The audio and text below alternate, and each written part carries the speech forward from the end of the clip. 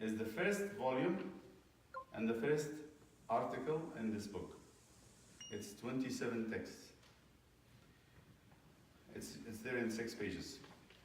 And it's written or done by Isaiah the Solitary from, they say, from the 4th or 5th century. There's among the passions and anger. Among the passions and anger of the intellect. And this anger is in accordance with nature. It's good, anger. Without anger, a man cannot attain purity. We expect what this anger is about. Anger against sin. He has to feel angry with all that is sown in him by the enemy. When means the devil. When Job felt this anger, he reviled his enemies, calling them dishonorable men of no repute, lacking everything good, whom I would not consider fit to live with the dogs that guard my flocks. So one of the funny statements from Job is he would not put their fathers with his dogs. This is a lot of despise. And when you say somebody's father cannot really be, I would not be, I would abhor them to be with my dogs. That's the ultimate dishonor. He who wishes to acquire the anger that is in accordance with nature, what would he do? Must uproot all self-will until he establish within himself the state natural to the intellect. It says to be angry with sin, which is a status of sanctity, to be a saint, to hate sin, to the degree that you get angry when you feel the beginning of it in yourself, has to let go of your self-will. What's self-will? Our own moods, our own appetites. Once you start doing that, when you go against yourself, then you would start feeling the hate for sin. He says this is a piece of information. It's very valuable. It's a gold nugget. He's going to call this anger later on something called the insensitive power. Just if you read it somewhere, don't be confused. Insensitive power. What's insensitive power? Righteous anger against sin. Insensitive power. The fathers of the desert would call the human with 2 energy. Any human being. Insensitive and appetitive. Insensitive is what's appetitive? Desire. Like, like something you like. So this, what he's talking about, is the insensitive power. To reach the purity of heart, is saying you got to develop the anger, that righteous anger at sin. That you would not be comfortable when the ideas of hate or lust or envy or any of those things coming to you, you start to be a little bit angry with it and you push it away. If you find yourself, this is going to start talking about, if you find yourself hating your fellow man and resist that hatred, and you see that it grows weak and withdraws, do not rejoice in your heart. Once you start saying, oh, I don't like this, I'm starting to hate this man or this woman, and you feel like the hate is gone, he's saying, don't be comfortable. For this withdrawal is a trick of the evil spirits, that they are preparing for a second attack worse than the first. They have left their troops behind the city and ordered them to remain there. If you go out to attack them, they will flee before you in weakness. But if your heart is then elated, you get happy and comfortable, because you have driven them away and you leave the city, this is the key. You leave the city, some of them will attack you from the rear, while the rest will stand their ground in front of you, and your wretched soul will be caught between them with no means to escape. The city is prayer. Resistance is rebuttal through Christ Jesus. The foundation is insensitive power. What's he saying? Don't leave your heart. Don't leave your heart when you find that you're being tempted. What's he saying? Watch over the entry, the mind. So that you don't leave it to get excited and relax, and you're not really, you say everything is okay. It's not okay. Another piece, let us stand firm in fear of God, rigorously practicing the verses and not giving our conscience cause to stumble. In the fear of God, let us keep our attention fixed within ourselves. This is the key, that the person does not go out of himself. Anything we do, we're centered here. I am here. Because sometimes we get so excited about what's happening outside. This is doing that, this is doing that, and I'm like the dogs who chases the flies, or the cats that chases the hair when the air blows. So we go away, and sometimes we lose. We lose everything because we're not focused. He says, in fear of God, the fear of God, let us keep our attention fixed within ourselves until our conscience achieves its freedom. Then there will be a union between it and us, and therefore it will be our guardian, the conscience, showing us each thing that we must approve. If we don't obey our conscience, it will abandon us, and we shall fall into the hands of our enemies, who will never let us go. This is what our Lord taught us. Here, enemies here are addictions. To be addicted. You fall into enemies that does not let go is the addiction. Addiction to anger, addiction to sensuality, to food, to smoking, to drink, anything. And they don't let go. Why? Because we had not been reconciling to our conscience quickly. When Jesus said it, he said it this way. Be reconciled quickly to your enemy while on the road. Lest your enemy give you up to the policeman. And the policeman will give you to the judge, and the judge will throw you in prison. And I tell you the truth, you'll not come out of there until you pay the last penny. Meaning, if I don't really quickly get our conscience to be happy with us, we might end up in the prison, tied up, right?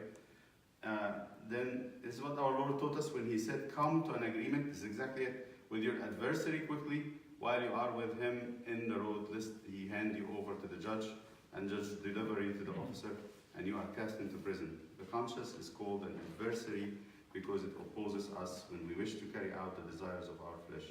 And if we do not listen to our conscience, it delivers us to the hands of our enemies, which is awful.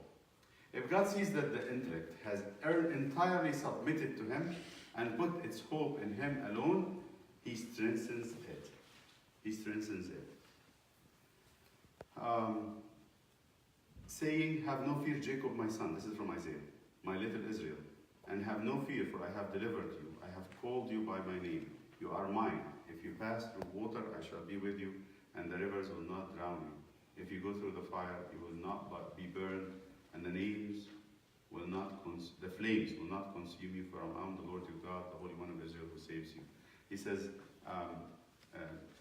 God sees us been fighting, and we are watching our conscience, and we're agreeing with it, and we're watching our intellect. He comes to help us and become our aid.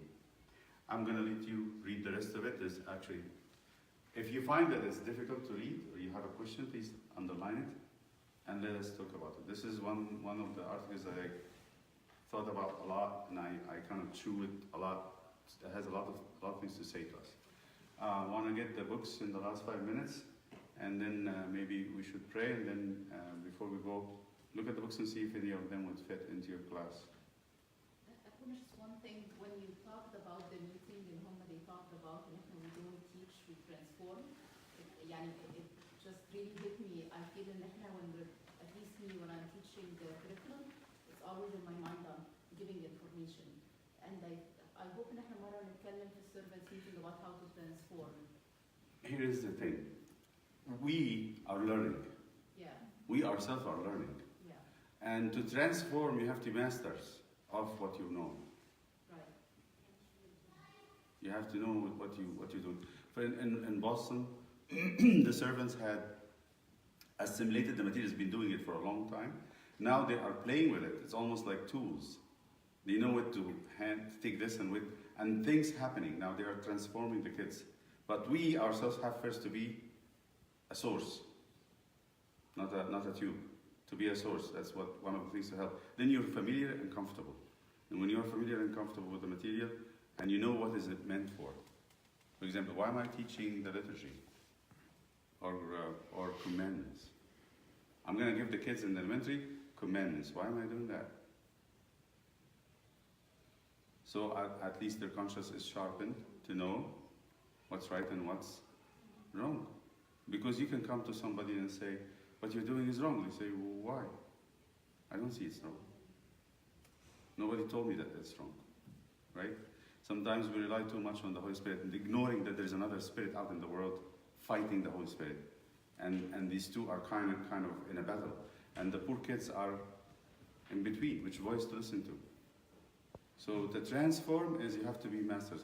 And transform, to put in your mind after you have soaked all the information and have it, how this information will change my kids.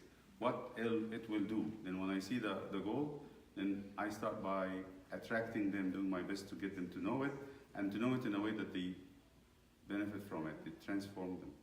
That's the key. And usually we don't give much. That's the problem. One of the things Bishop Carolus said, much is less. Much is less. That's why I try to shrink the lessons, because I'm not a teacher. I try to shrink the lessons, shrinking the lessons as much as I can. So give a little bit that impact, than much information that is lost at the end of the class. At the end of the class, they just get like the mermit. My head is like big, but none of it is going to stay with me.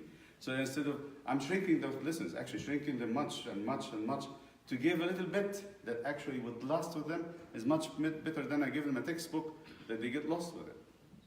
That's the whole point. That's what Bishop Carolus said this, much is less. He said it very clearly. He says, much is actually less.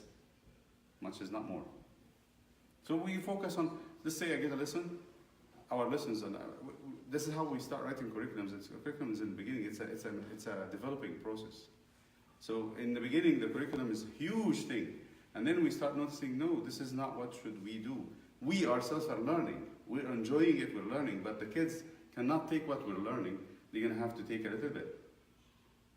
And then it's like a mother. You eat a big meal, the kids can never eat that. And then I bring milk, I produce milk, and I give the kid. What the kid takes from the breast is a few drops that fills a little bottle. But I'm eating a big, heavy meal to reduce that little bottle of milk. That's the whole point. He said a few things that was very beautiful. He said that also, especially think about the anchor. Start with something that's very exciting. He said if you don't catch that's the technique. I don't really care much for techniques, but it's important too. In the first 2 minutes, you have to capture the attention. And there's two ways to capture attention. A story or a piece of information. You give a piece of information that's very interesting, with the older kids especially. Or you tell them a story. Once you tell a story, everybody's with you. And you have to start immediately with the story. As they call them the hook, I'm sorry, not anchor, the hook. Something that doing that way, so it's either a hook or it's a hook. A hook. How do you hook them? Is by a story, or some people come up into the class and they say, do you know, sometimes I try to do this. I say a piece of information that gets everybody thinking, I've never heard that before. That, for example, do you know that the highest building in the world is, I don't know what now, used to be the two towers, or the Empire State, right? And I would say, this is the highest, and who is the Guinness record for chewing gums? So when you say something, everybody's like, yeah, that's very interesting. I didn't know that. Then you say what you want to say, but it has to be linked. You have to find something that links. And the other one is to say a story. Like in the sermon last week, I talked about Pope Carolus, and this Sunday, how about Pope Carolus telling the priest, don't go into the police station in the morning and fight with the police, and you had not prayed the liturgy. Why? Because I want to say, starting with the liturgy is, so any story, you might have a story from your own life. It doesn't matter, but this is called the hook. You hook, and you have to hook very quickly, not wait until they're Lost. That's what he talked about. I think these are the things that stuck with me. I usually don't write, but I know if something hit me, I know it's important, so it hit me. The two things. Transformative means you're caring to change their lives, not to give them information. And to do this, I have to be very well established in what I'm teaching. If a teacher teaches math, and he knows that they're going to be going to college and learning calculus, It's going to be different than somebody who's going to teach math just because he wants to finish this lesson. They have something in mind they want to achieve. Okay? All right, let's say our Father. In the name of the Father, and the Son, and the Holy Spirit. This way we look, say, thank you, our Father, who art in heaven, hallowed be thy name. Thy kingdom come, thy will be done on earth as it is in heaven. Give us this day our daily bread, and forgive us our trespasses as we forgive those trespassing against us. Lead us not into temptation, but deliver us from the evil one. In Christ Jesus our Lord, for thine is the kingdom, power, and glory. May the love of God the Father and grace of His only begotten Son, Jesus Christ, and the fellowship of the Holy Spirit be with you